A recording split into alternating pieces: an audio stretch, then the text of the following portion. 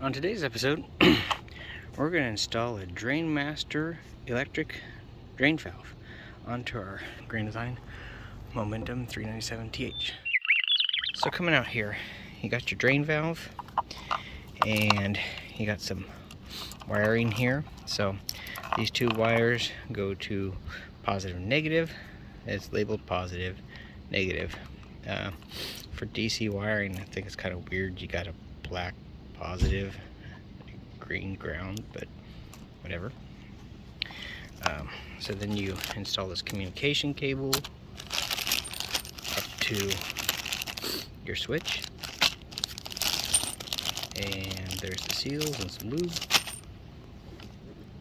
So should be pretty simple. Got the tanks drained, so you can see this pipe here goes to the two gray water tanks, and this one goes to the black tank, elbows over here, and then runs downhill towards the drain valve. I'm going to cut this drain pipe right here so that it will allow me to move, or so I can put this in there, and then it will allow me to move this forward and aft to allow me to slide the valve up there. So I'm going to do that. I'm just using a miter saw that I have, so that works pretty well. If you had a sawzall, that would work even better, but I don't have one. I didn't want to buy a sawzall just for this and store an extra tool. This is pretty small, so, and cheap, so this is what I'm using to cut my pipe. This is just ABS pipe, so no big deal. I'll do that and get back with you. So I was able to get my pipe cut, and then slid the 3-inch coupler over there, and then I'll be able to bend this down, push this up, and slide this portion of the pipe backwards. So next step is to start unbolting the old valve there. All right, I did a little bit of test fitting here, and in the instructions, ideally they want you to have this in a vertical fashion. I think it says between 10 and 2 o'clock, kind of in that range. Well, I don't have enough clearance really for this top little part right there. So what are you gonna do? Well, it'd be nice if you could clock everything just over like that, but the flanges that this bolts to are all glued in there, and I don't want to deal with that. So in the instructions, it does say that it is permissible to go 90 to 90.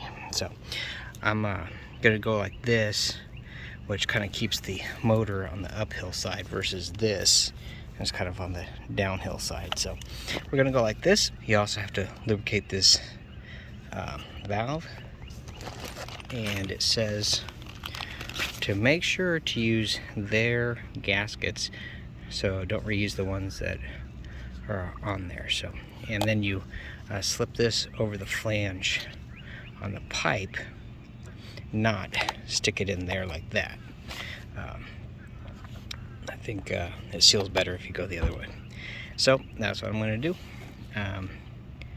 And obviously I can't film this with one hand and work on with the other hand, so I'll get back with you as soon as it's in place and bolted in. So I got the valve bolted in there.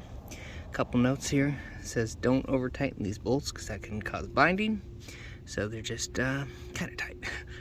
And then we got our rubber coupling tightened in, so we should be watertight now. Again, we got 2 wires here to hook up, and then you got to hook up a communication cable, which goes there, goes to the switch. So that's what we're going to work on next. You don't want to put this belly pan back up until everything checks out, because just in case, you know, it could be leaking, maybe it won't operate. So here's a little manual key to operate it if you have to. Don't expect any problems, but you never know. By the way, I'm gonna run this up into the basement, back behind the wall, and then over to my bus bars for my batteries and everything. So, and I got an inline fuse for that, so should keep it safe. All right, well, we got that all wrapped up. I'll kind of walk you through it here. So we got our negative wire here, our positive wire here, tied to our bus bars. So I got a 10 amp fuse in line, and then this wire snakes all the way down there where the valve is. So then there's a communication from the valve up to the switch. And here is our drain master switch. So it's green means closed, which is kind of good. Push the button and it opens, push it again and it closes. So they give you this little backer plate, so you can cut the hole through whatever, fairly rough, and as long as this backer plate will screw in, it'll look nice. And so there's just basically a phone jack wire from here down to the valve. So that's it, and got the underbelly back up, and I guess last thing is to hit the button, and now we're draining water, and hit it again and it's closed. So that's it. Well, thanks for joining us today as we installed this Drainmaster electric black tank valve on our Grand Design Momentum 397TH. If you like the video, make sure you like and subscribe, and we'll see you next time.